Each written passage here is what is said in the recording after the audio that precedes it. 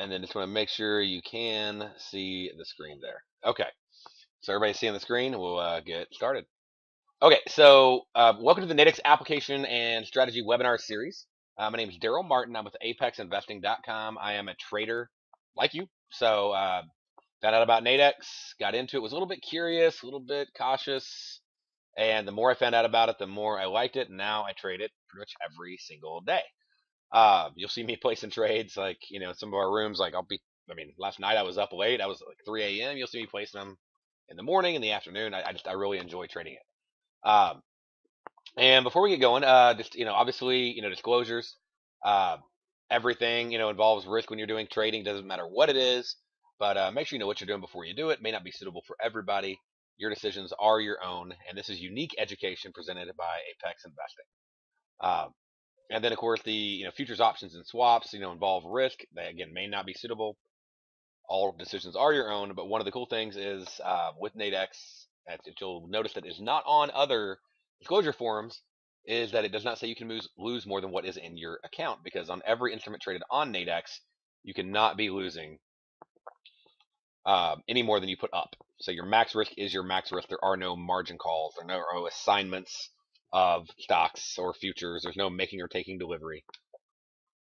And that's one of the best benefits. It helps you really control your risk, which is, really the biggest part of trading is, learning how to manage risk. And Nadex automatically does that by the default of how the instrument is made. Um, if you want to learn more, hop on over to our website. But also, before you do that, some of y'all said that you don't have an account yet. And so I want to show you where to get an account, okay, and where to get a demo all set up.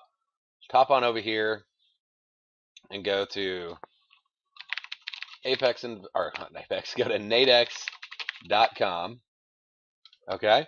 And once you go on over to Nadex.com, after that, then the next step will be for you to click on the trading and demo trading account link, okay? Let me turn that off. Okay, so trading, demo trading account. All right, and under trading demo trading account, fill in your username, your first name, your last name, your phone number, and your email address. In about 3 seconds, you'll get a password. So if you don't have a demo account yet, that is the step to go do right now. Okay. Again, Nadex.com, trading demo trading account. Everything makes a lot more sense when you can push some buttons and follow through.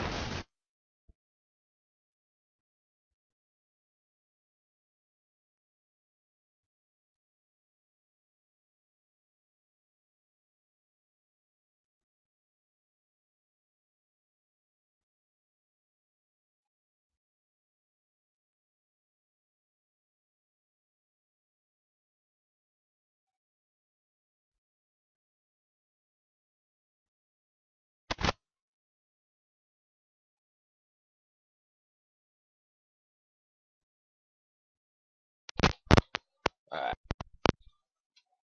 All right. No, ask go to webinar. Don't ask me. All right. Anyway, so fill in your information right there and put everything in. It takes about 5 minutes. It's only $100 to fund an account, and you can get going pretty quick. Okay. And again, I will be recording it, so just in case you're having any connectivity issue, you'll be able to watch it. But it's coming through pretty clear for most people.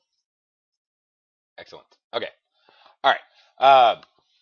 But I want you to know how to get started. All right. So yeah, everybody's getting a clear connection. So some, depending upon your connectivity, you may be having an issue. You can always go to webinar on their help page. All right. So once you've done that, once you got set up, you can log in, get all that stuff going. But also, you're probably going to want to know, how to get some more education, how to learn how to trade it. Hence the reason you're here tonight. Hop on over to apexinvesting.com, click on Get Free Access. Okay? Click on that link, costs nothing. Then you'll be able to log into the website. And on the website, there's a lot of areas, a few areas to focus on.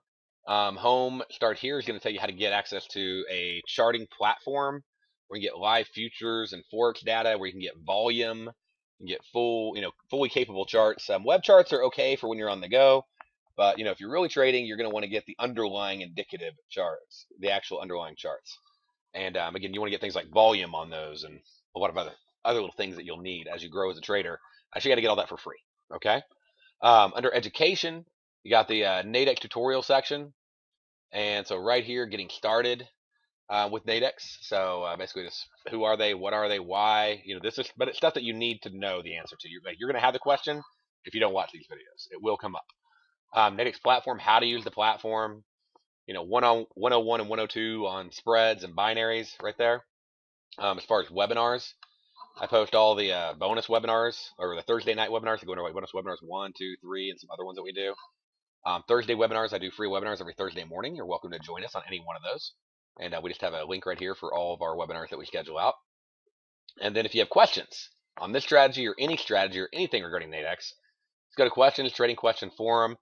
If you don't know where to post it, just go ahead and post it under general. But if you look around, if you spend a little time looking around, it'll start making sense on what everything means. Is psychology, money, trading schedule, what should I trade, interacting with other traders, platform data fees, internet connections, computers, whatever.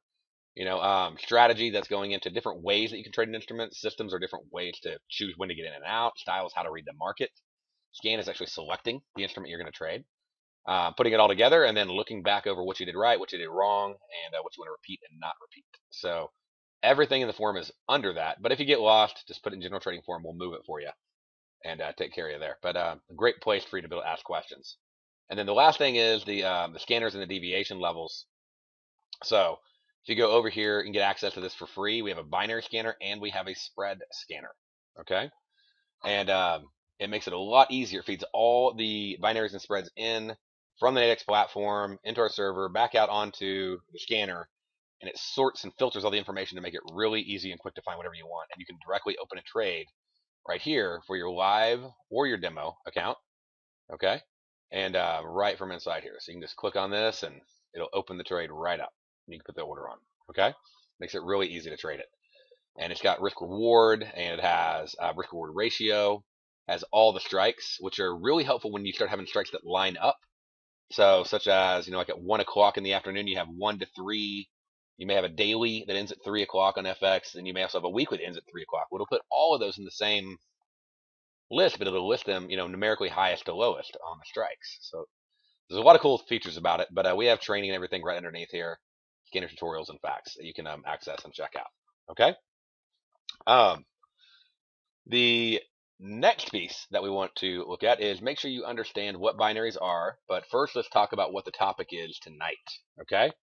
You're going to want to go in, and when you want to trade a binary, there's a few things you got to consider. And so this is sort of where we're going into what we call binary, time horizon, or binary options time horizon.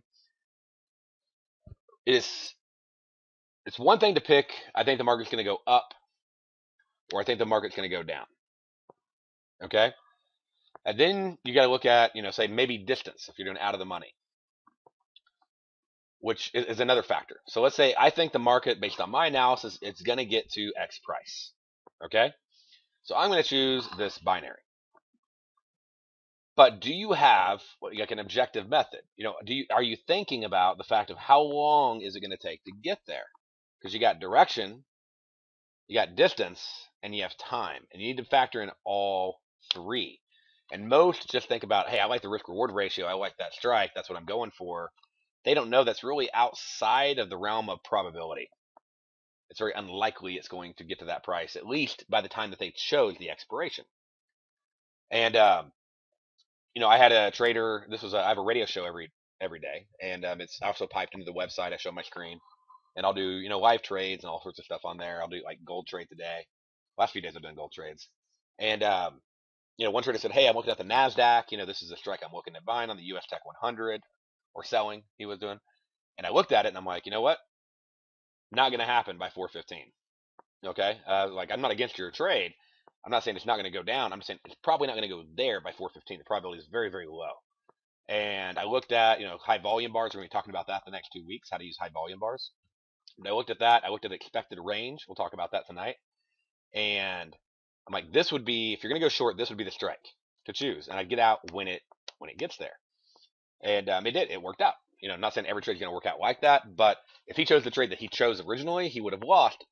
He was right about direction, 100% right, but he was wrong about how long it would take to get to that price.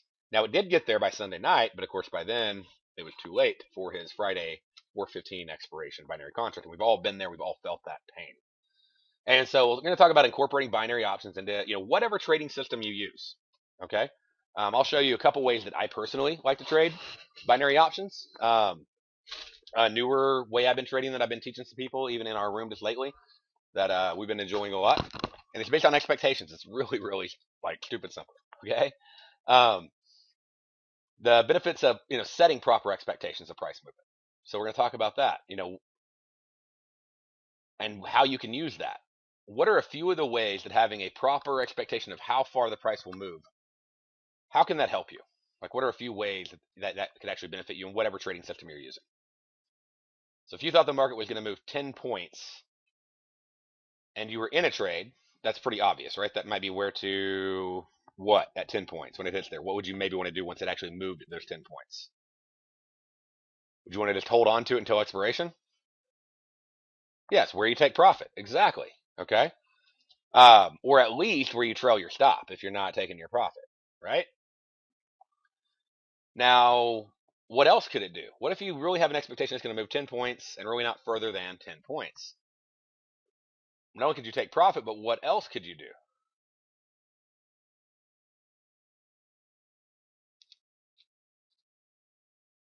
You could butterfly it, so you could leave that one on instead of taking it off and put on one going the other direction. So sort of going for that other direction side. But you're right on, Nash. Yeah, so basically you could just think to go 10 points, and that's pretty much the expected move of the day. You could just go the other direction and get an in the money contract. Okay. Now, if you're doing out of the money, you have to have an expectation of how far it's going to go back. Okay. But if you thought it reached its expansion point, then that could be a possible entry. So just knowing how far you think it's going to move is going to help you select correct strikes, or potentially correct strikes, have an actual system for selecting strikes, not just I think it's going to. Okay, going to let you know when to take profit, maybe when to enter a trade. Okay, and then knowing how long it's going to take, how long should it take for the market to move X distance? That's massive. So who here has traded a binary? And I've raised my hand too. Okay, who here has traded a binary? And you were right, it got there, but it got there like 15 minutes after the expiration, or an hour after the expiration. Does anybody have that happen? Yeah. So pretty consistent. Yeah. So you want to have a correct expectation of movement. Yeah. So I've got a lot of me's. Yup. One guy every day. So hopefully I can help you out with that a little bit. Obviously there's no promises, no guarantees, but just sort of laying out, have some realistic things. Exactly. How about 2 minutes after, 1 minute after? Yeah. So that's when it was right on the line, right? You got that one that you're just waiting on, and it's like comes down to a tenth of a tick. Um, I'm not so much talking about that so much as that's where you're pushing the expectation. But just as you just chose too little time to allow the movement to happen. Okay. Um, yeah, it can be very painful when that happens because you're like, man, I was right, but I didn't give myself enough time to be right. And you don't want to give yourself too much time because you don't want to pay $30 instead of $10. But also you may have to end up paying 20. Like the trade I was talking about that I had the trader on Friday on Nasdaq that he was looking at, and the trade he was looking at had like an $8 risk. The trade I said, hey, you know what? This would be the contract to choose. If you're going to choose a contract, if you're going to go short, I'm like, this is when I would do it. When I had a spike, what I call a spike strike, I'll show you that reversal.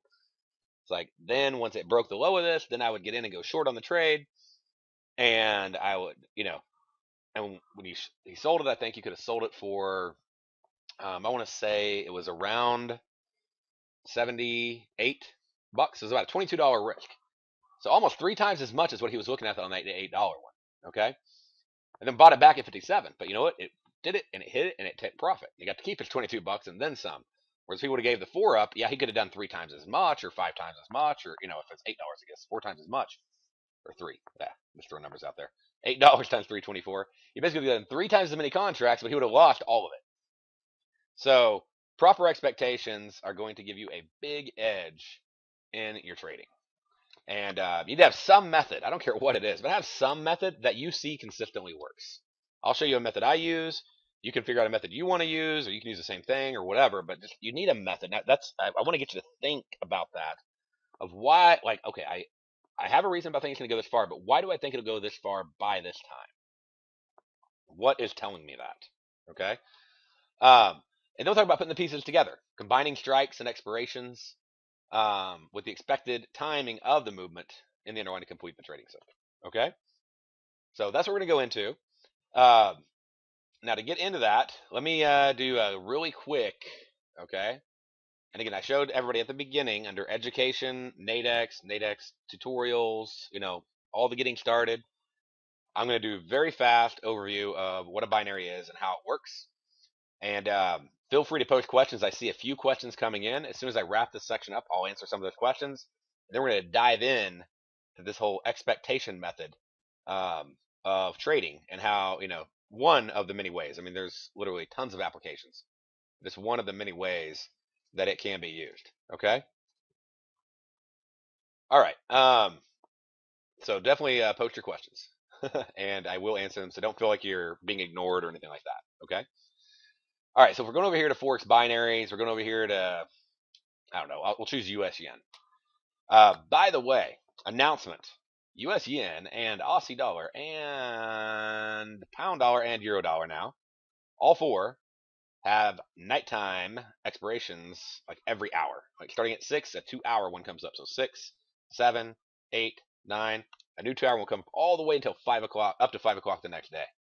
So we got intraday nighttime binaries on 4 FX pairs, which is pretty sweet. And that just started last night, and I've already started hopping in on them. But yeah, so I'm very excited about that. But let's see. We'll just look at US yen, okay, as an example. And again, this is just to give you a quick overview of what is a binary contract. And let's choose something with a little bit of time in it, just so I can more easily give you the example. Okay.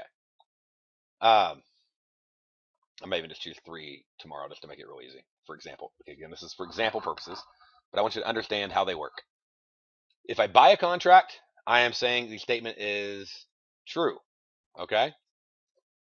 So again, if I buy this contract right here, I'm saying the statement is true. What is the statement? The statement is what's right there. Okay? So the US yen will be greater than 102 at 3 o'clock. Okay, that's what I'm saying. At the most basic element. If I'm correct, when I buy, the amount I buy for is my risk. So if the quote was $21 on the buy side, what would be my risk on the trade? If 21 was the buy side offer, how much am I risking on this trade maximum? It's real simple. So you can get it. There we go. All right, Jeff gets the gold star first. That is awesome. So 21 bucks. Pretty simple, right? Okay, you don't have to open the ticket to know that. Like that's the number. Like whatever it says, $21, $12, $33. That's my risk. Every binary contract. Now you can do 100 of them, you can do 10 of them, and binaries and spreads are completely different instruments. Okay, so don't mix them up.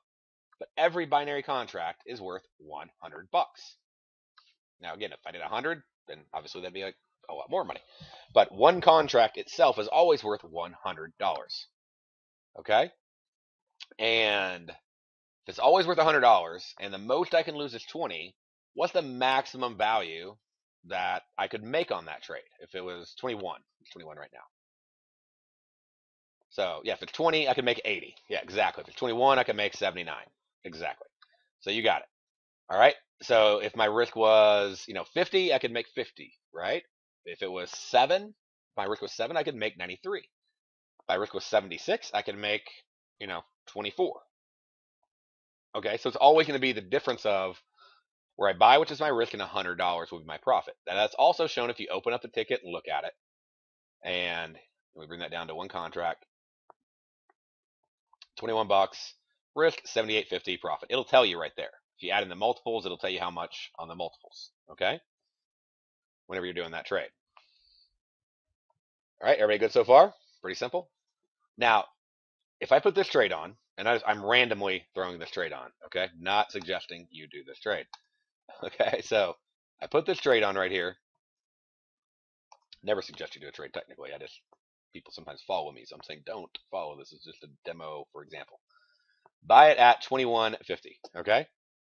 Do I have to hold the contract until expiration?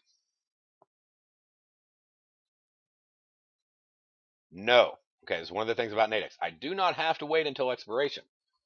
Okay, to close the contract before expiration, just click on the little green arrow next to it. And 21.50, so I'll put 43. Okay, so that'd be, I want to sell higher, right? So where did I get the number 43 from? Well, 21.50 times 2 is 43. So that'd be a 1-to-1 risk to reward ratio. I hit place order. It's a limit order. That means that now it will be sitting there and working for me. And if it hits 43 in that time, then I can get out. All right, so if I buy at 21 and I sell at 31, how much do I make or lose?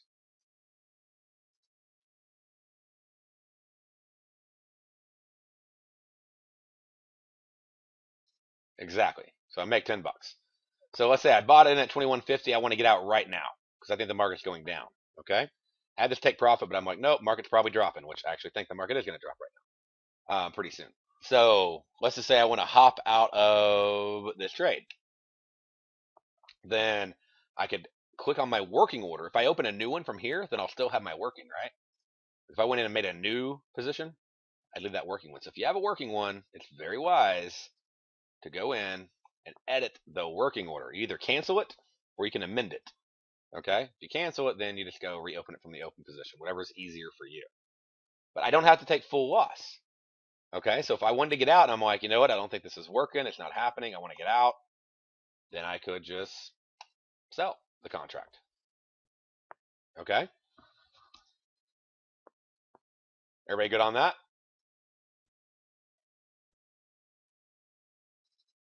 Yep, pretty simple. You can get in, you can get out. Okay? So if we go over here and we look at, now that's buying a contract. Now if I sell, it's the exact opposite. The price I sell for, okay, is going to be the amount I can make on the trade.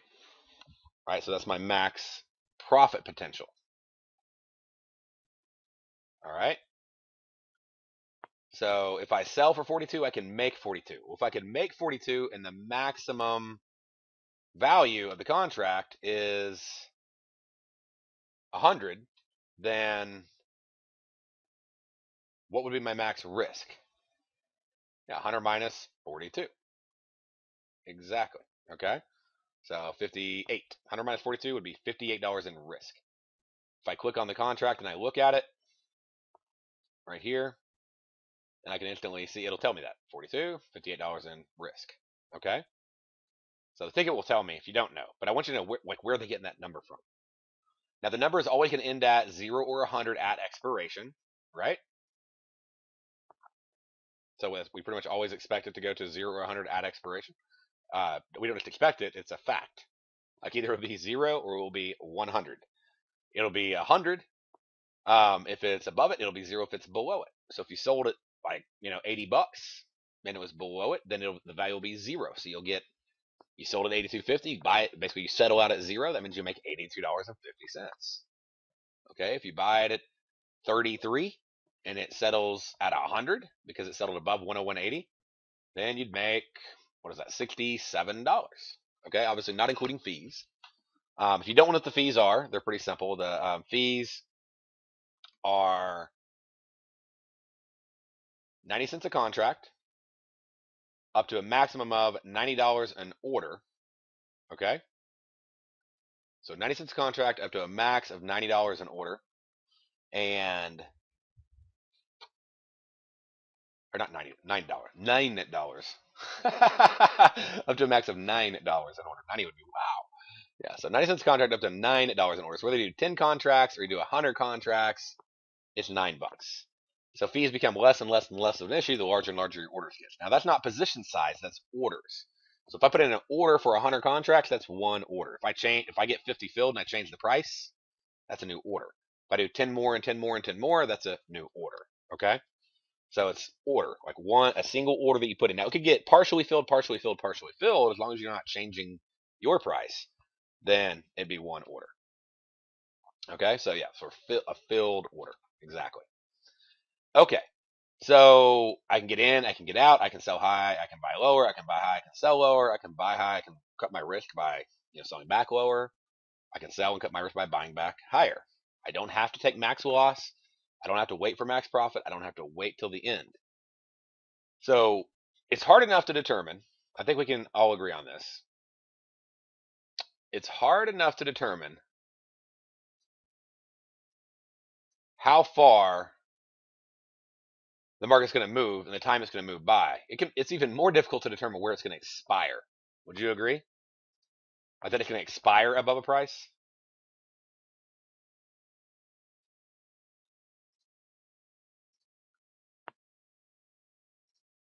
Like, what's harder, figuring out that it's going to move, to this price by this time, or that it's going to stay above this price by this time? Which one do you think is more difficult?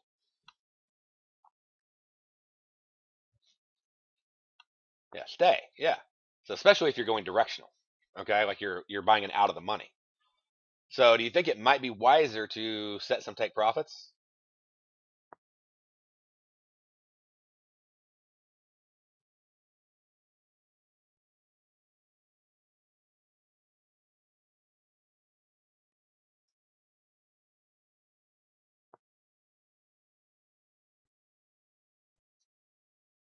Yep. So you'll want to definitely take some profits in most cases. Very good. Okay.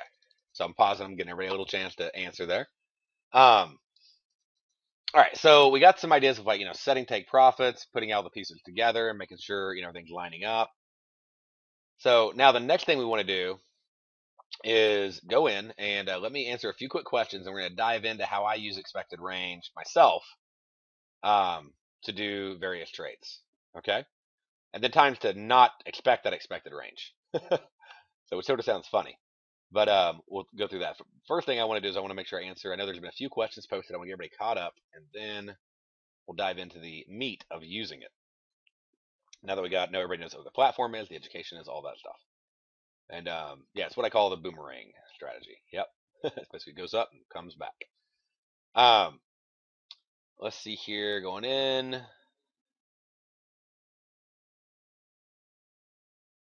Let's see. Question by Gabrielle: is there a better time frame in relation to other TF? I guess you mean time frame, because TF also is the Russell. To trade currencies in relation to trade volume?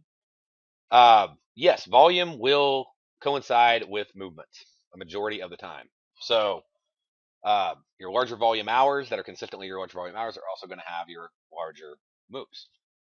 And I'll show you that here in a second. That's actually a good lead into what we'll be talking about, because it's part of it's like, what's the best time to trade. Now, part of that has to do with, if you're doing out of the money trades, you may want to be finding a more volatile time to trade. If you're doing in the money trades, you might want to find a less volatile time. But you can do both. It's really important to know what you're looking at. Like, don't be expecting some 20 tick move, in a normally flat time of day.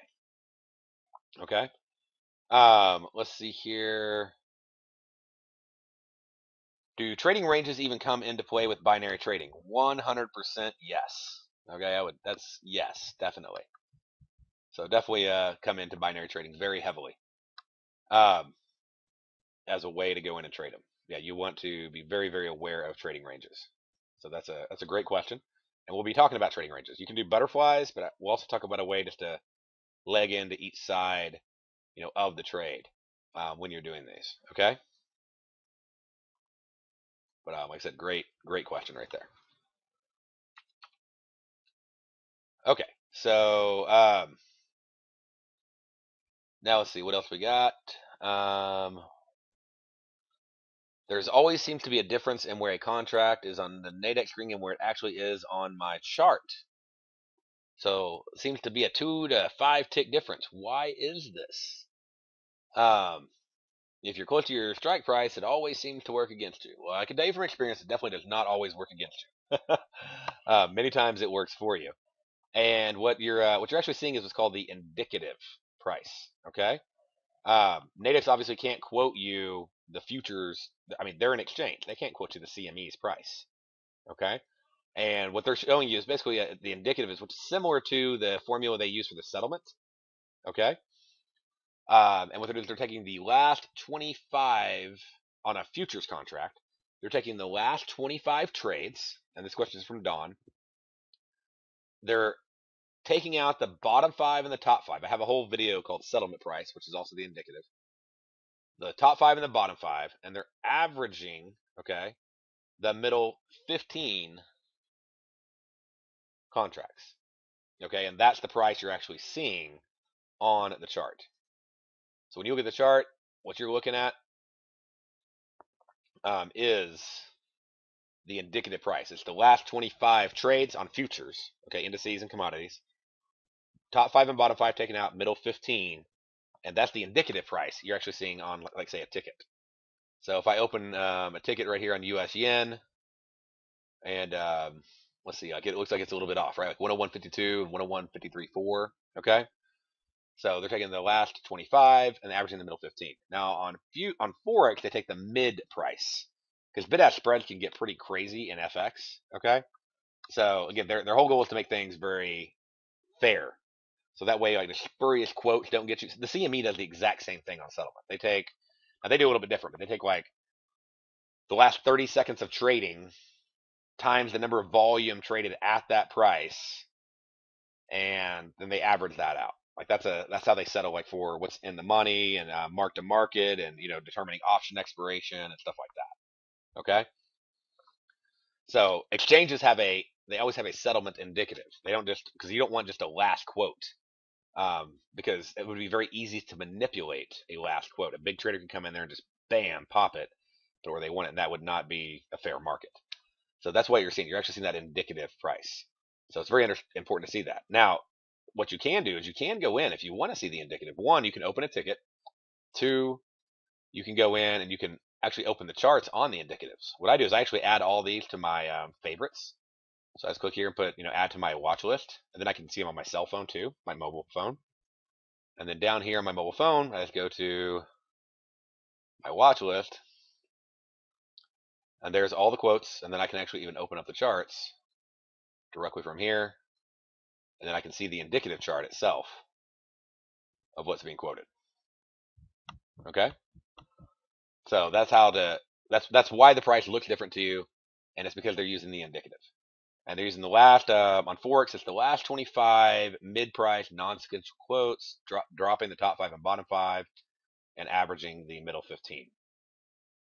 And that's pretty much how it works.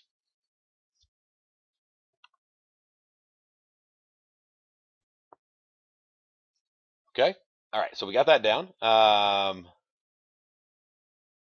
And then go on down here.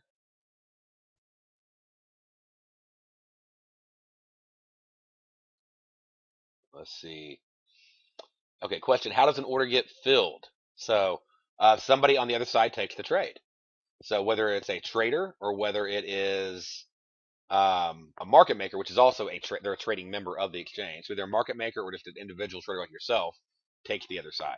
So the exchange, Nadex, is not on the other side of your trade. They have no vested interest in you being profitable or not profitable. So they're an exchange. They make fees for connecting buyers to sellers. So which is good. That means they're not trading against you. That makes pricing transparent, but it lets you be anonymous, meaning the other side doesn't know if you're winning, losing. They don't know if you're let's see. They don't know if you're winning or losing. They don't know if you're entering or exiting. Okay, which I personally I like that fact. Definitely want that. And then let's see here. So, question: you'll never go broke taking eighths and quarters unless you lose dollars. So it would be counter that. So it is important to, yeah, definitely take profits, but it's also important to understand that you must manage your risk. And the bid size column, yes. So if we go over here to an actual quote, what that is that is not volume. That is the number of contracts currently available. So if you're looking like at a futures DOM, so if I go over here and in my futures account, if I open up a DOM on, let's see, we'll pull up pull up gold. Okay. And pull this up, and I'll go through. I've actually have a couple trades going. We'll walk through what they are and where they're coming from and how we're doing them. But let me get this DOM up for you. Right. Where is it? Okay, there we go. It's hiding behind the question panel. I was trying to like, where is this thing?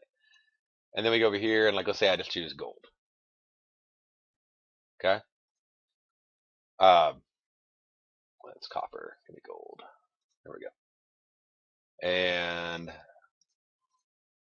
it'll show me the depth of that market.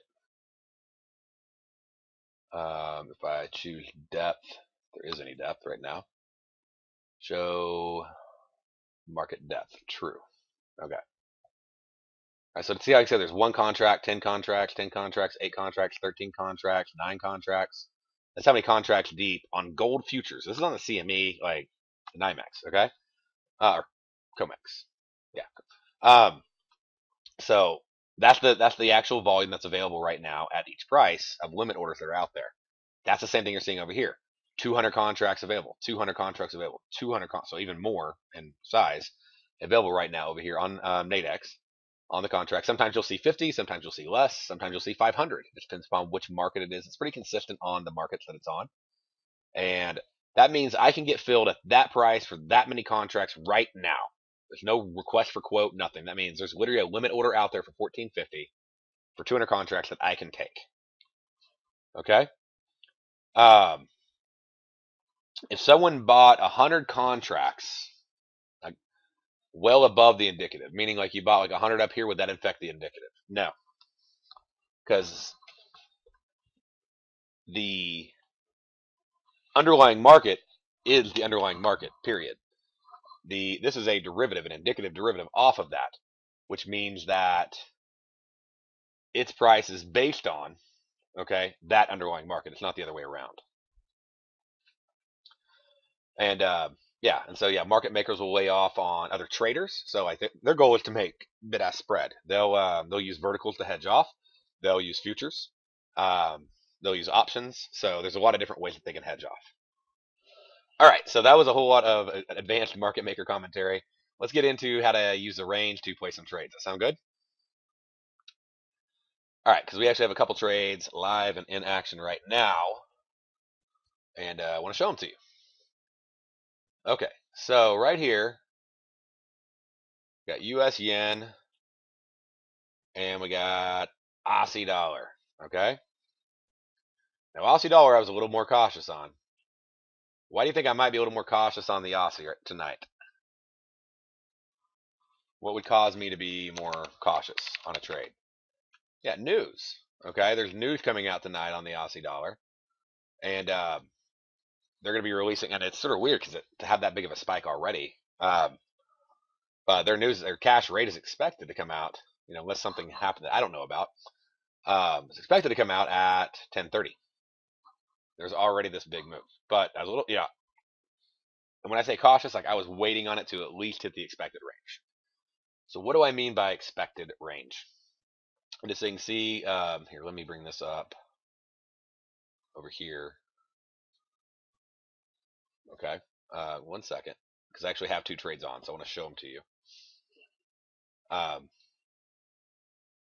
Going on right now using this strategy.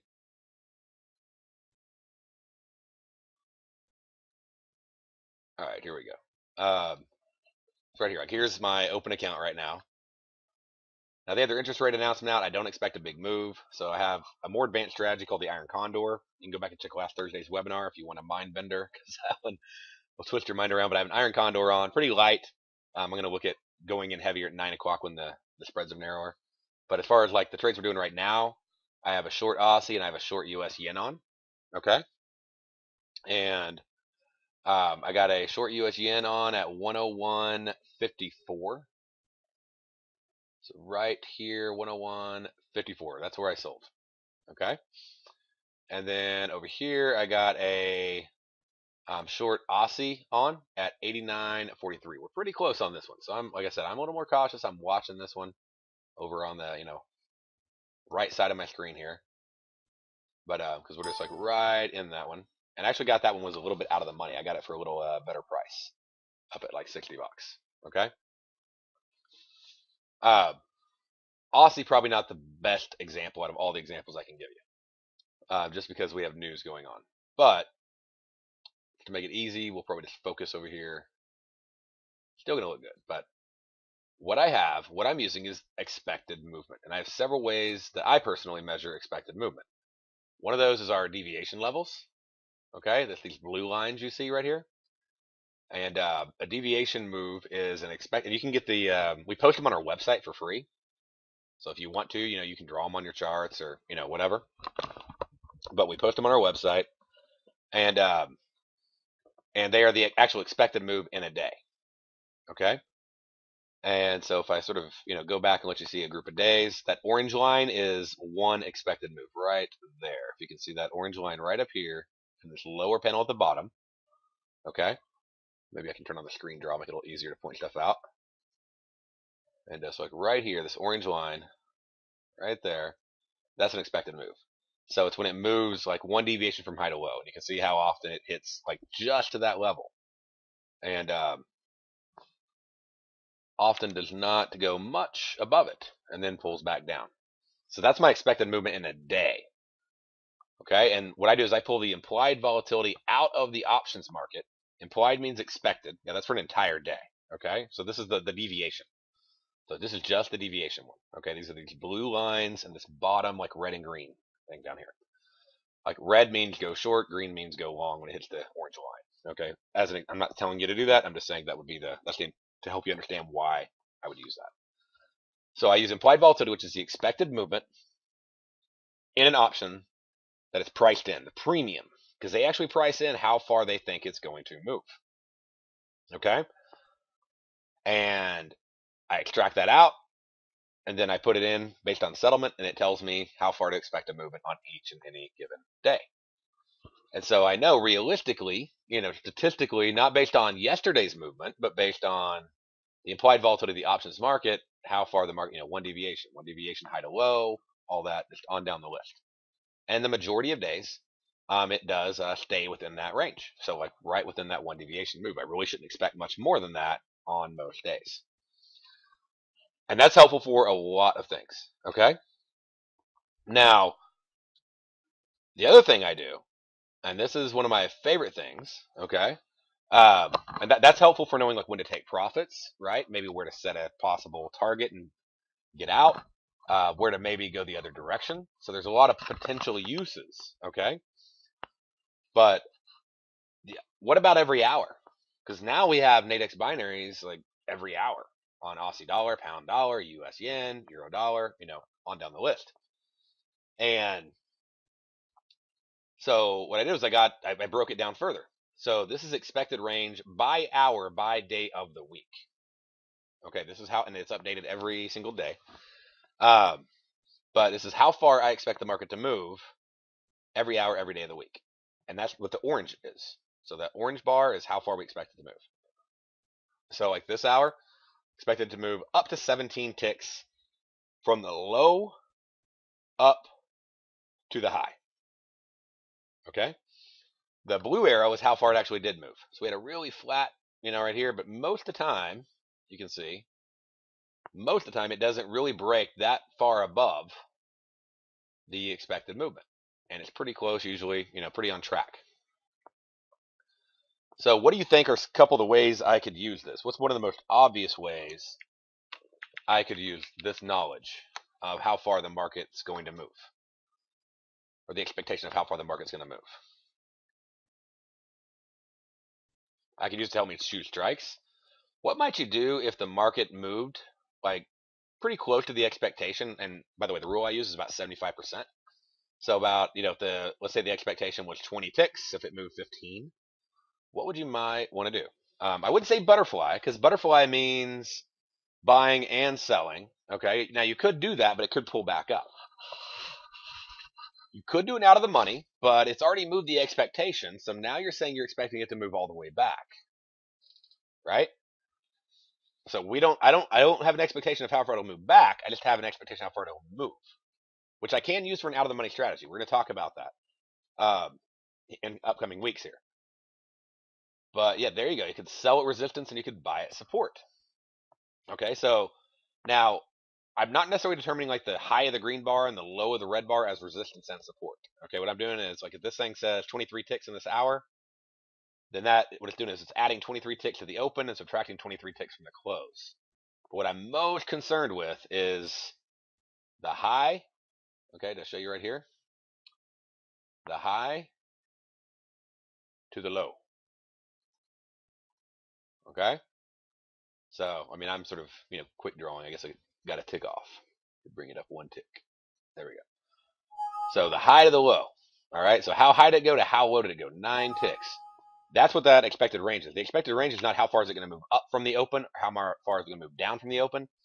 It's how far from the high to the low are we expecting. We're expecting 10 ticks. It moved 9 ticks. So what about before it moved, high to low? What was it at? All right. So we know we got, let me just delete this one off. Right here, we have a movement. Let's see, this is our 9 tick one, right? So moving up here. It's about 8 ticks up there. Okay, and this is where like your butterfly would come in, Brian. And then wait, move about 9 ticks, or I keep getting 10 because I keep doing it too tight. Because I'm just I'm not being real specific. But we basically got about 8 ticks up and 9 ticks down. Okay, so it went up 8 ticks, and then it went down 9 ticks. So what I could do as a butterfly, now this would be legging into, it's called legging into a butterfly, is I could sell right here, and I could buy right here. What would I sell and what would I buy? What do you think that might be?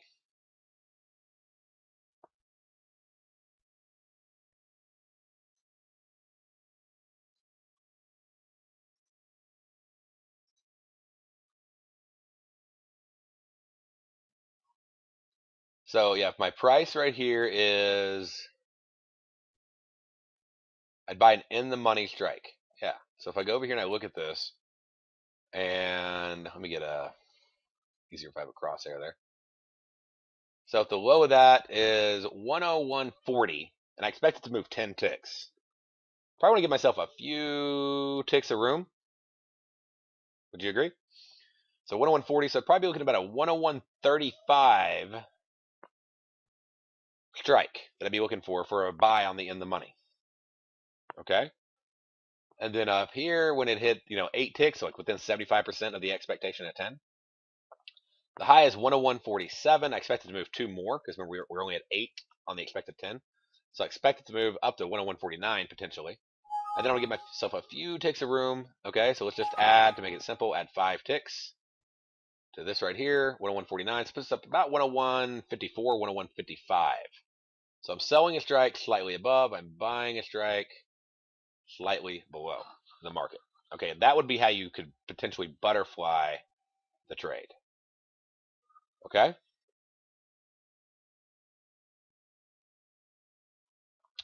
So yeah, so very simple, sell at resistance, buy at support.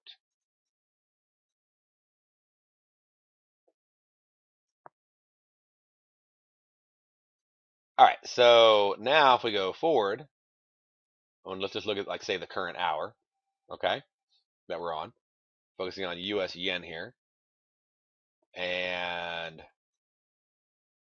going, okay, so what are we looking at right up here?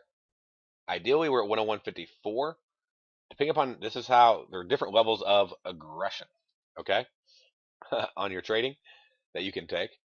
But like right here, we were at 13 of 17 ticks from low to high. Okay? So where might you want to be? If you had 4 more ticks to go and the high was, now this would be the most conservative method. The high was 101.54. and you were at 13 out of the 17 expected ticks, what would be a potential one that you could do?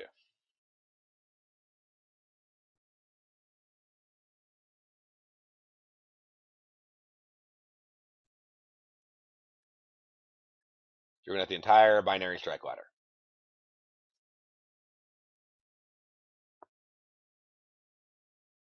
Yeah, exactly. It's like 101.59. Okay. Uh, would be a complete possibility on this trade. All right. And so you go in, and now you'd want to catch it like right at that high. So you'd want to sell like right up here. Now this is being the more conservative method. Okay. The less active method. But putting it right up here, and then if it did come back down, once it came down, you could potentially do a buy if it does retrace back. Okay. Now, if it went up and it hit that strike, what might you want to do?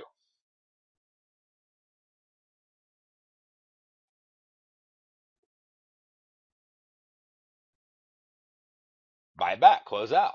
Yeah, just get out of the trade. Okay. So yeah, you could definitely just hop out of the trade. Now, like I said, there are different levels of aggression. So you can go like that would be a more conservative one. You'll get a little less money on your trade, but you have a little further stop. So like I said, to me it's more conservative. It sounds funny because you actually have higher max risk, but you have higher probability because it's further away from the market, if that makes sense. Whereas if you did it like right when it happened, you know, and I usually put on a couple layers, by the way. um, but if you do it right when it happened, you could get a better price and you can take your profit off early. So when it pulls back down, if you're going for say 30, 25, $30 profit, you could already be out of your trade. Okay. If you got a lower strike, let me show you what I mean. Like on the 101.54 over here. Okay. That's the one I was showing you earlier. Let's pull that up and let's go to this. And let's pull up the 101.54. And let me pull out the quick chart. Okay. And then, where'd that chart go? Pull it back up.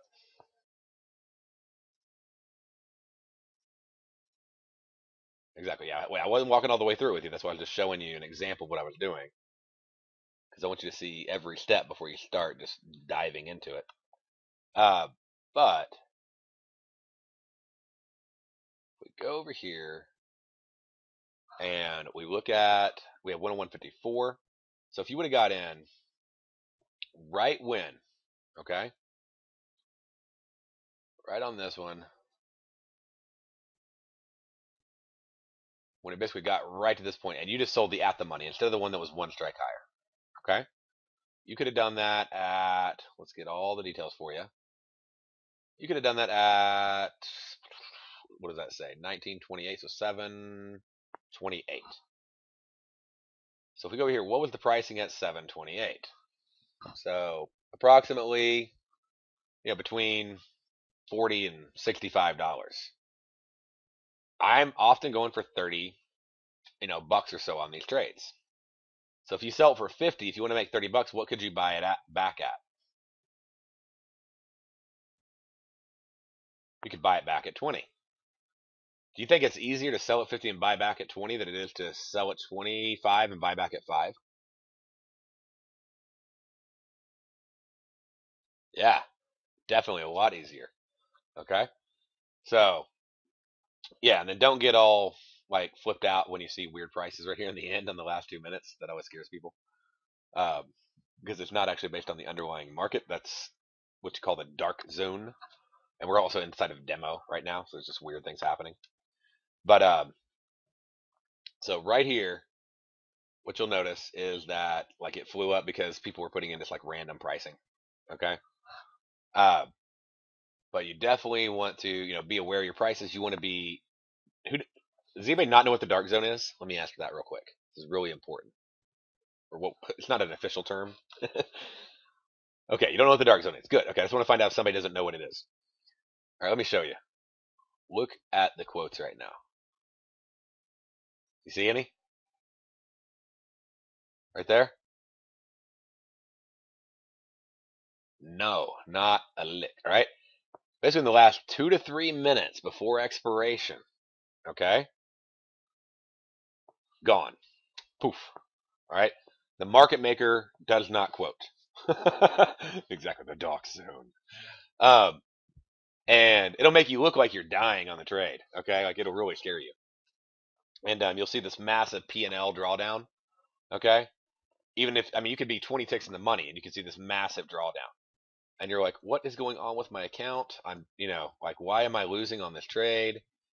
I thought it was up. I mean, I'm looking at the chart and I'm way in the money. How can I be down so bad? And you're just flipping out. You don't know what to do.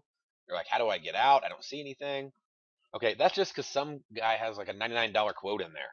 Okay, a current price of 99 bucks or 98 bucks, or in this case, 90 bucks. Um, it's not a reflection of what the actual pricing is. Now, you can still place a trade during the dark zone. Another trader could take your trade. A market maker isn't really going to take your trade in those last 2 minutes. Okay, but another trader could take your trade. All right. So it's not a blackout zone, meaning where you can't place a trade. It's just the liquidity is going to significantly dry up. So if you're really concerned, depending upon the amount you're risking on your account size and everything else, if you're really concerned and you're getting close to that dark zone, what might be a wise decision for you to make? Because remember, you can do what?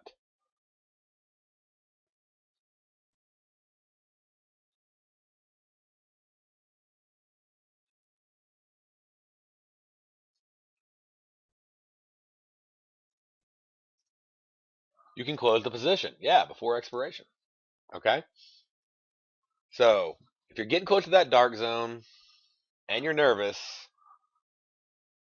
very wise to close it before expiration. Now, if you're not nervous, or maybe you've taken a lot of profits or whatever, and I mean, it can be close, I'll tell you.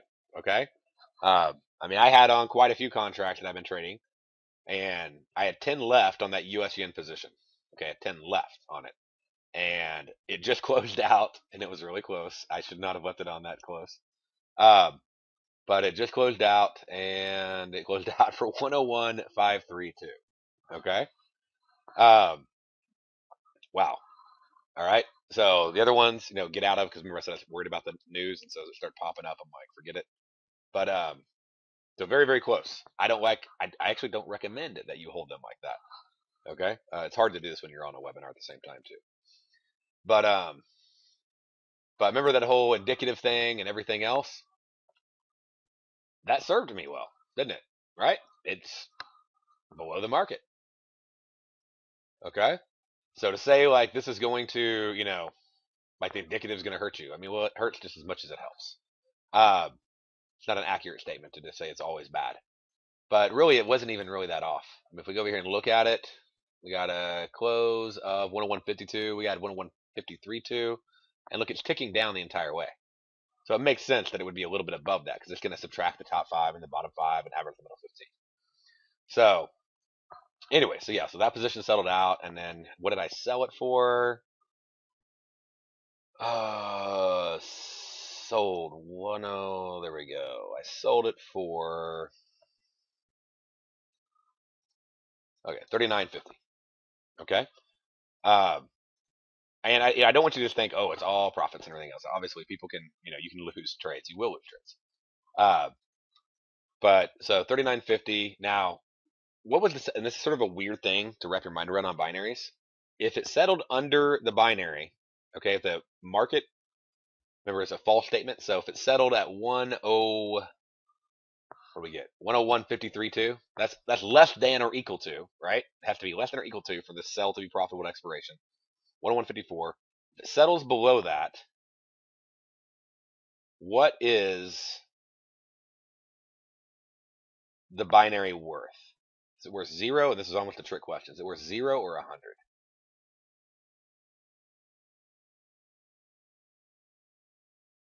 It's actually worth 0. Yeah. Sort of weird. The payout amount is 100 bucks, But the binary is worth 0. Because remember, if it was worth 100 and I sold it for $39.50, that means I lost $60.50.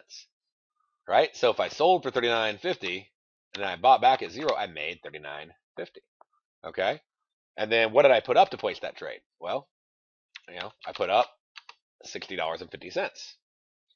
So I had $60.50 that I put up times 10. So I put $605 up to do the trade. And then I also made, whatever that was, $395. So I got a $1,000 payout. I put up 605. This is how you figure it out. Okay, I put up 605. I got a $1,000 payout. And this can confuse you because you're like, I made $1,000. No, you got $1,000, which means your risk plus or minus any P&L. So $605 I put up, $1,000 paid out. Net profit on the trade, $395. Okay, so about 34 minutes, whatever. Okay, so that's important just to understand how that binary payout thing works, because that can throw you for a loop. Because you see settlement payout, and you don't understand that includes your risk. See how this number went like way up over here? Like you'd be freaking out when you do it to your P&L.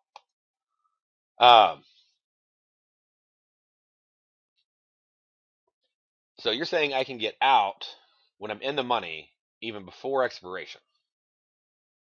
Exactly. You're right, Gabrielle. So 100% you can do that. And I do that most of the time. I actually do that. So that was sort of stupid for me to hold that trade that long. You got Steven over here going, what are you doing? But yeah, let me see here. Let me open up. I think I have a couple things so I can just show you an example. This is 2014. And then, let's see, which one is that? No, that's not it. That was me sharing on something else.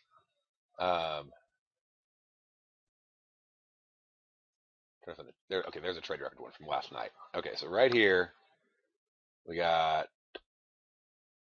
I went in and I sold 6 contracts on the Aussie dollar for the 3M expiration. Remember I told you I was up late for 51.50, and then I bought back, and I did that at, said the timestamp, yeah, 248.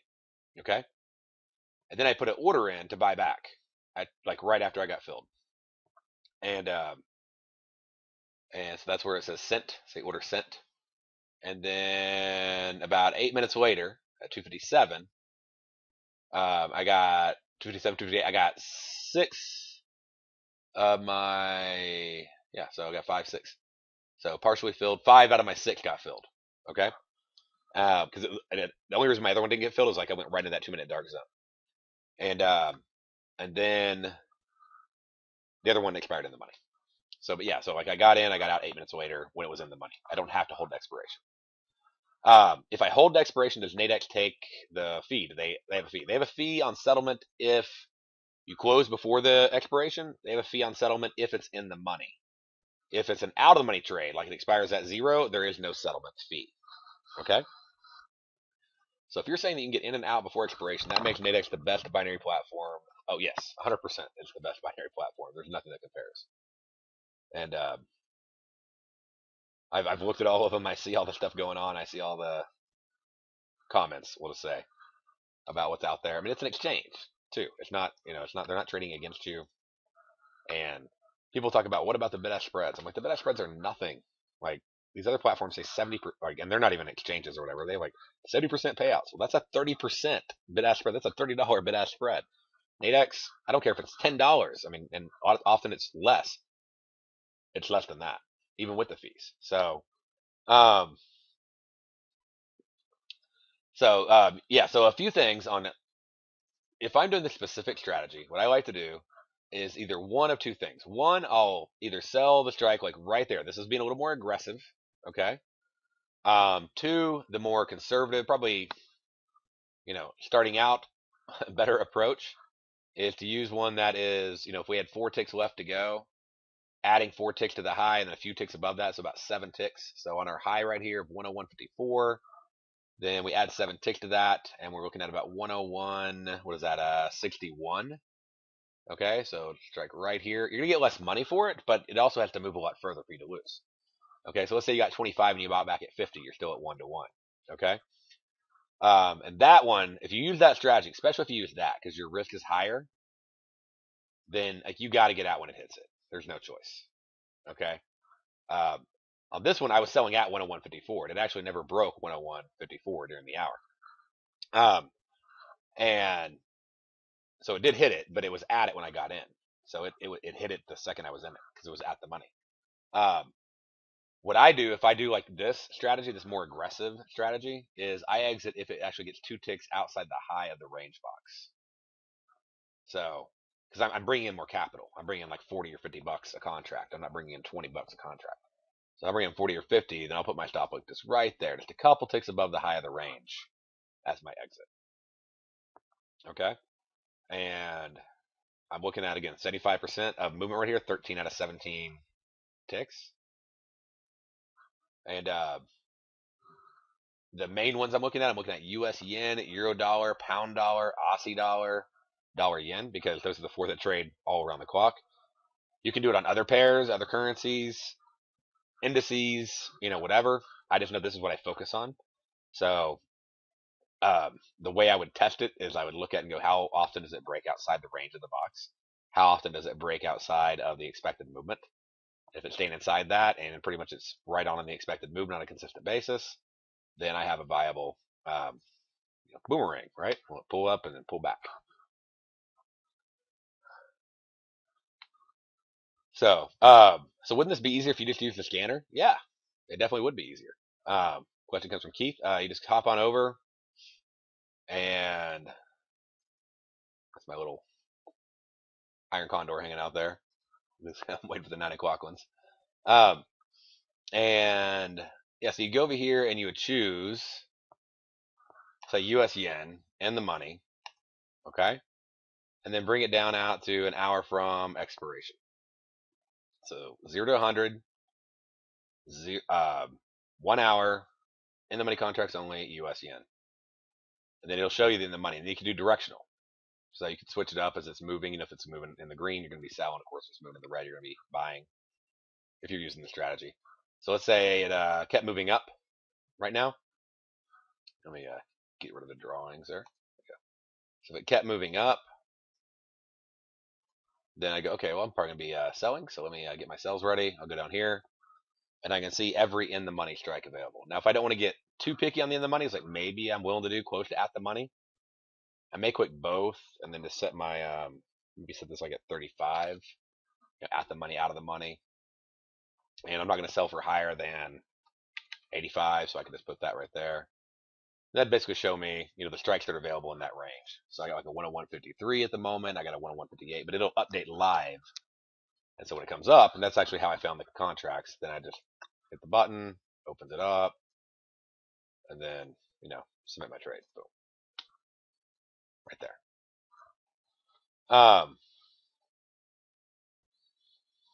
The Nadex trade is about to expire. Can I modify it to hold it longer or take out more on the contracts to earn even more? You can't modify it. Like you can't make let me take it like a March futures contract. You can't make it an April futures contract. You can close it and you can roll to the next one. Okay. So you can definitely close and roll. All right. Just close down your current one and roll it over to the next trade. Um, but can you take out more? You can do more, but what's the price at? Let's say if you sold at 40 and now it's at, 10. Well, now you have a $90 risk. You're going to make $10. So just make sure you are doing, what you need to do appropriately. You may also take out like just the next contract or a lower contract or a higher contract, whatever. But you can't change the terms of the contract. I guess that'd be the best way to put it. What would you say is the average percent profitable in these types of trades during this time period, relatively slow or low volume periods? Honestly, I'm on a exchange-based webinar. I'm not going to quote you percent profitability on that kind of webinar ever. But what I will say is just look at the orange bars and look at how many blue arrows break outside of them. You count, you tell me what the percentage is. Let's see here. It doesn't matter if it's low volume or high volume, by the way. Notice how the bars will get significantly different in size. So 22 ticks. This one's 9 ticks. So it doesn't matter. I'm basing my entry based on what the expected. That's a whole key I'm hoping you pick up is think about your expected movement. Okay. I don't have to do this, by the way, on 60-minute bars. Okay. I can go in here and I can go, you know what if I want to do 2 hours or 4 hours? And I mean, I like doing it on 1 hour because I like being in and out of the trade personally. But I could go over here and change this to, look at 120 minutes. I could actually put both on as well. Just have the indicator twice. But like I said, you don't have to use this method. My number one goal of this webinar is that you think about expectation of movement. And then I go down here and change this to 120 minutes.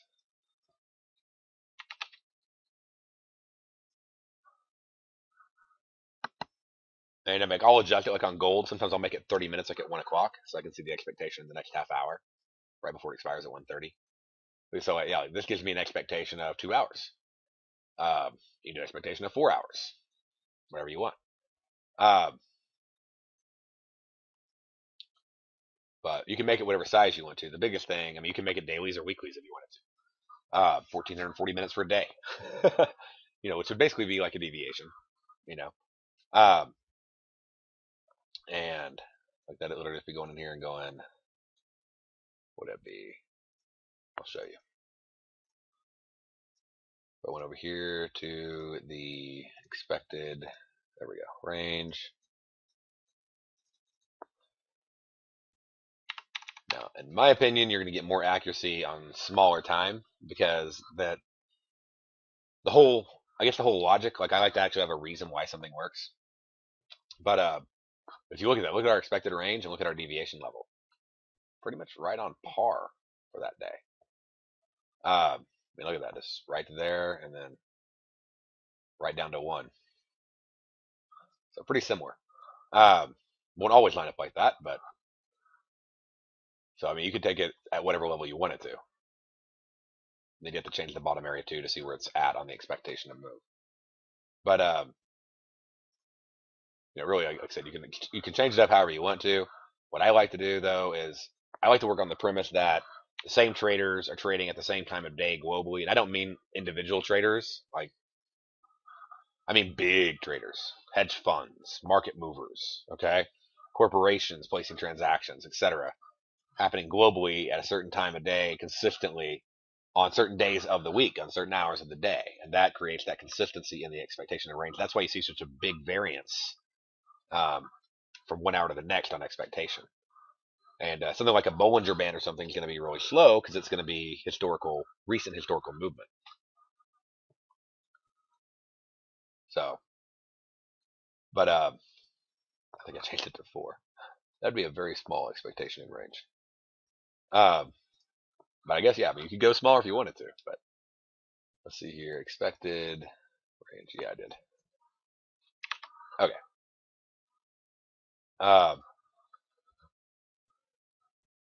Let's see here. What are the high and volume times of the day? What you would do to do that, we can show you that one. That's actually a great question.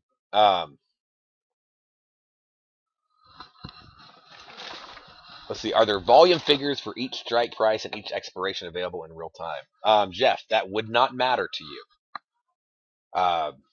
It would not help you in any way trade better because the price is a derivative of an underlying. When the underlying moves, it moves. It doesn't matter if there's 0 volume or 5 million contracts.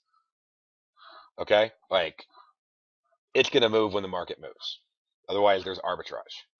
So your volume you need to be worried about is the underlying market. And then, so here, let's say if I make this 60 minutes, okay? And then the next thing I would do is I'd go in and I would add 6J. Okay, the futures, because Forex doesn't have real volume. If you're looking at volume on a Forex chart, you're looking at tick volume. How many times did the price change in the hour? Not how many contracts were traded. So I can go over here and I'll add that on. And there we go. Once that loads up, then I can add on volume.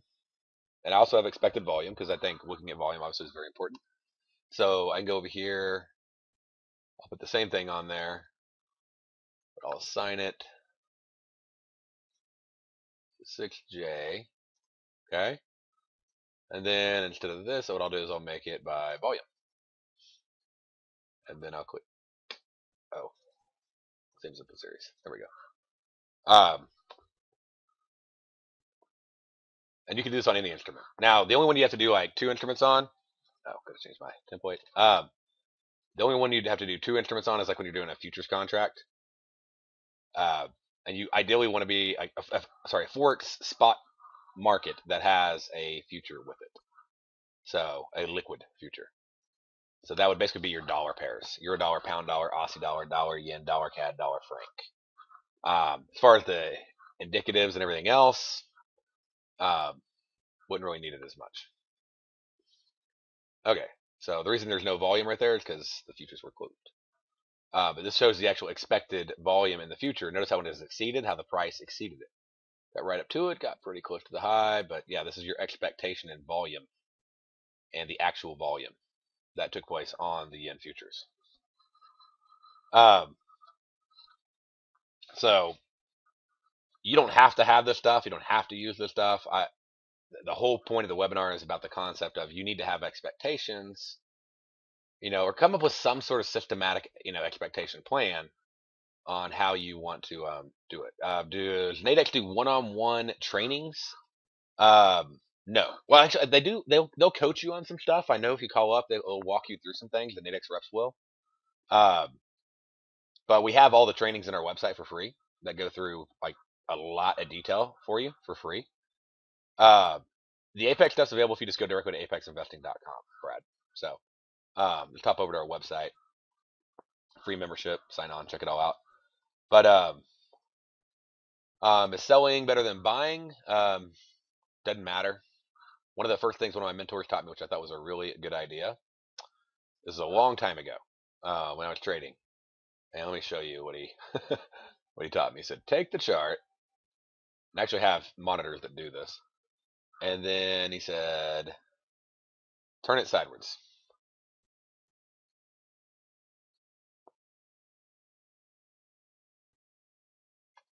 And he's like, the market moves left, right, left, right, left, right, left, right. Doesn't move up, down. And so don't worry about, is it going down, is it going up? It's just a left and right. Okay? And get the whole up down thing out of your head. Shouldn't matter. And it's just a very simple, good thing to remember. We are going to be doing, I know we're doing some big class in April. So we'll be releasing the details on that soon. There's going to be about 500 people like in Denver or something, I think. So, but we'll post it on our website. And we're going to be going through the Nadex contracts, the spreads. We're going to talk about how to hedge with futures and Forex and all sorts of stuff. Let's see here. Let's see. David, trying to figure out how to mimic what you have there on my ninja chart. Just come over and ask in our forum. I'll be glad to help you. Okay? So just ask in the forum. I'll be glad to help you out on how to get any of your ninja stuff set up. Okay? Let's see. Walk through another trade. Let's see if we got another trade. I don't know if we're going to have time. Walter, sorry. These are basically 1-hour webinars, and we have to have an expected movement. So unless we get an expected move on one of our contracts, I got all 4 of them up. Aussie's a little nuts right now. So I'd use a lot of caution on Aussie. Okay? Probably, I would tell you if you're new at this, don't even touch it tonight. Just because they have their interest rate announcement coming out. Pound dollar is coming up. I'm not going to be able to stay on to walk you through it, but I'll point it out. Okay? Pound dollar's already moved down its expected range during the hour. And we're basically getting up on that expectation. 11 out of 11 ticks right now. So we'd be looking at buying somewhere around a low of 66.50 or lower. Okay, for an in the money contract. So I'd go over here and choose pound dollar. And let's see what's available for 9 o'clock for the buy side. And we got a 66.47 right now for 79. And I'm doing this in demo because I think it's not fair to not just start the trade and not end the trade with you. So, so for 79.50, okay, it'd be $20 a contract. And so I can put that trade on now if I wanted to. All right, so we'll throw it on there. Okay, get it filled, and then I can set a take. I can either hold it or I could ideally set a take profit. So let's just say I set a take profit at 85 or not 85, 95. And before I set my take profit, let me show you a very, very important thing to consider. Clear all my filters, except for I don't want the time to expiration one on there. Bring that down to an hour. It's really important when you set a take profit to have a realistic price expectation. I'll see people put in like 25 cents, a dollar, $3, but there's nothing priced at that. Okay, so the lowest price I'm seeing is 5, and see like the next best actually is 8. So I have to get another 10 ticks to go from an $8 to a $5 take profit. Okay, so I might be better off on this trade just going in and setting on a take profit of $8 because that's 10 ticks less of movement required in the pound, or 92 bucks. Sorry, 92 bucks. Because I bought, so I bought it for 78.50, so I'm selling it, and like setting a take profit at 92, because that's 10 ticks less of movement that's going to have to happen for me to take profit for it to get down to 95. Okay, yeah, I give up some profit, but I also have a higher probability to have to move as far. Now, as time goes by, that will become a 95. Okay, but as far as like speed right now, that's my fastest price to get out at. And so I can just hit place order. That trade's in there. Now I have a working take profit order. And then I can obviously manage the trade for my risk management if the pound dollar were to continue to decline. And we got in at the 66.47, which is just below our low right here. I mean, you can basically see it's right there, like 66.48. So 66.47 is our strike right there. So I'm probably gonna put this down to like 66.40. I like to have a couple ticks below, so probably about 66.46.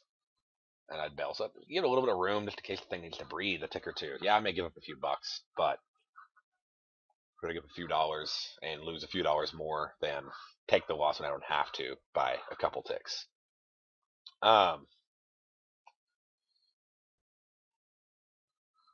Let's see here. There are different ways to do stops. You can hold it up and you can adjust it. So like you can go in and you can click the button right here, and then you can put in your price of whatever. Maybe you have a price of 50. So just as you're watching, and then if it does drop down and it hits your price, then you can hit place order and instantly submit it. That's one way to do it. You could casually adjust this price upwards. So, but if you check out our website, and we have videos on how to do stops and all that can help you out on that.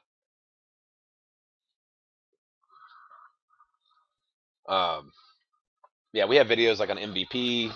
The Boomerang is one that I just have taught recently. It's a pretty cool trade. It's pretty volatile tonight with the interest rate coming out. So, and then let's see here. So we do have a lot of videos on it. Jesse, anything you need to see a video on, just let me know. I'll let you know where it is. Okay. So just post a question in the forum of the help desk. And we have about 300 hours of video. So if you're trying to find one instead of having to look forever, I mean, you can obviously look around, but you can feel free to ask. Okay. The scanner is free on our site, 100%. Yes. So right here, the whole binary and spread scanner, the deviation levels, right here. So where we post them. And then information on Nadex. So like when the rollovers happen, when they're coming up, what the current Nadex underlying markets are. It's really helpful for making sure your charts are correct. links, like the results page, like what they settle at. Like every 2 hours, they update the settlement prices on every contract, so that goes directly to that. All the contract specs for the Nadex contracts. If you trade currency futures, or if you're using like maybe like I showed earlier, like using 6J volume, you need to make sure you're using the right future contract to do that. So this would tell you what future contract you should be currently be using based on what date it is. So all that's available for you. The forum's free, and the all the education is free, and we have a lot of other stuff too. So, but if you're looking for anything you can't find it, just let me know. And but Gabrielle, if you have any questions, just hop over to our website and ask on the forum. We'll be glad to tell you exactly where whatever it is you're looking for is. Okay. Um,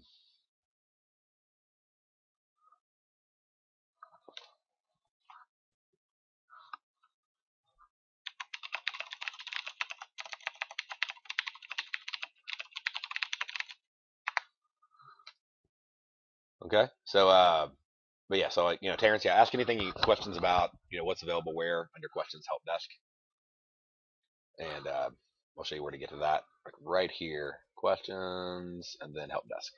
You can submit a direct question about anything. We'll reply it. If it's a trading question, submit it in the forum. Okay.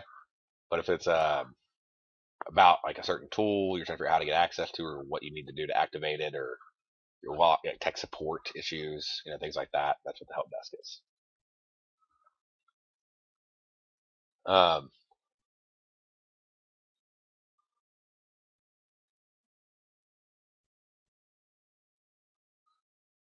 let's see here, trying to see if we got anything else. I think I got everybody's questions. There's a lot of good questions tonight. So a lot of good participation. Um,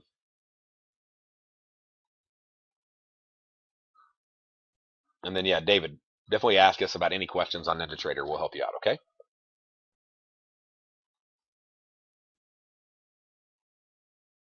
All right. Well, I think that's everything. I appreciate your patience. I know that went a little longer than we usually. Last time was sort of long too, but when they go long, that's because we have a lot of good questions, and appreciate all your participation. Uh, I'll be doing a very specific webinar the next 2 weeks on volume spikes. Okay, and I'm not talking about if you know what I have. I have a thing called Spike Tracker where I look at when the market has a certain kind of spike. This is actually going to be not really spikes; it's more high volume bars. And how I read high volume bars, how a trader that taught me, one of my mentors taught me to read them to help me actually pick a price level for an out of the money binary. So this can be applied in certain ways to out of the money binaries. The way I taught you tonight was in the money binaries, okay, or close to at the money, maybe a little bit out of the money. But I'll be talking the next 2 weeks about how to pick a either out of the money spread or out of the money binary with a high profit potential, low risk, and then combining the range with it to go how long it will take to get there. Okay, and we'll cover that. And basically, all you need is a volume chart to do it. Okay, as far as like picking the high volume bars, so it's very simple, very easy, and if you can pull volume up on any chart on the planet, you can find the high volume bars, and I'll show you what do I mean by high volume bar and how to put that together. So I look forward to seeing a bunch of y'all next week. And if you have any questions in the meantime, let me know over at apexinvesting.com.